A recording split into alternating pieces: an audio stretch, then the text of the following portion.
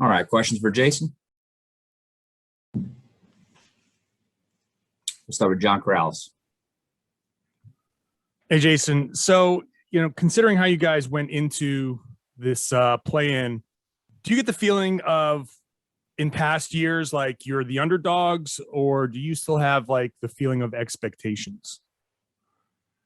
I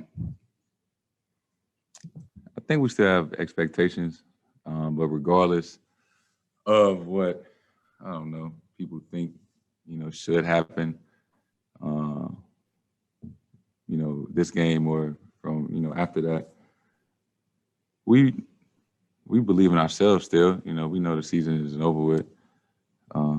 We know it hasn't necessarily been ideal, but we still have the utmost confidence in each and every guy in that locker room and where we're capable of as a unit. Jared Weiss. Does it feel surreal that you're playing Bradley Beal in what's basically a playoff game? It's cool. I do love any time that I get to match up with him and play against him. Obviously this has a lot more at stake. So I think this is cool. Obviously, everybody back home, they're gonna be tuned in watching the game. And I mean, everybody know our relationship, and he's obviously one of my favorite players. So this is a cool moment. Mark Murphy. Hey, Jayson. With the way the season's gone this year, how much has the meaning of leadership changed for you? How is this year maybe different than past years? Just more expectations. As I've gotten older, more years of experience, kind of more things that I've accomplished. Just, I guess, more expectations of me, on and off the court, kind of coming into that role as being a leader. It's just grown from season to season. Has it been a tougher learning process this year? Has it been a tougher learning process? I guess you could say that, because this has been one of the tougher seasons that I've had. So it's a lot more that has gone into play than other seasons. So, it's been tougher than other seasons. Chris Ryan. Hey, Jayson, how would you describe what the season has been like in that your star power has risen? You've had your best year, but there's been team circumstance which hasn't been ideal. And how does that play into this postseason environment, particularly with Jaylen gone now, as you mentioned, more expectations fall on your shoulders? How would you bump those things together? Yeah. As far as myself and every other player, is what I've been saying since I've gotten to the Celtics. When anybody on the team is out for whatever reason, injury,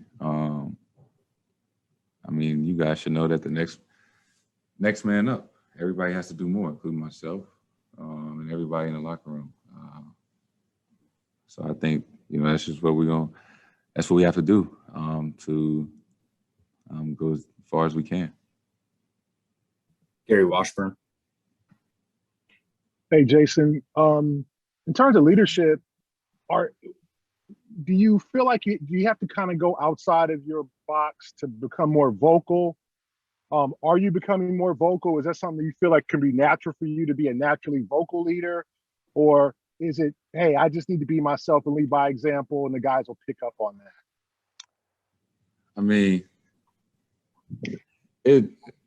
Everybody is different, right? And I'm sure the people who watch the games and, give their opinion on what happens, kind of want you to be a certain way and, think that if you're, yelling and screaming and, stuff like that, that necessarily makes you a leader. it works for some guys. I'm certain that we can name plenty of other guys who were special and led their team in, I don't know, a quieter way, just because of their demeanor and not necessarily, you know, yelling and screaming, you know, on the court or in the huddle so everyone can see.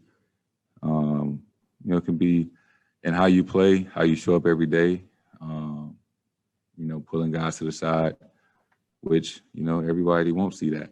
And I'm certain that, you know, people think that, you know, since I'm, you know, not overly emotional or do things like that, they kind of can question, you know, whatever they want to question. But, you know, leadership comes in all different types of fashions.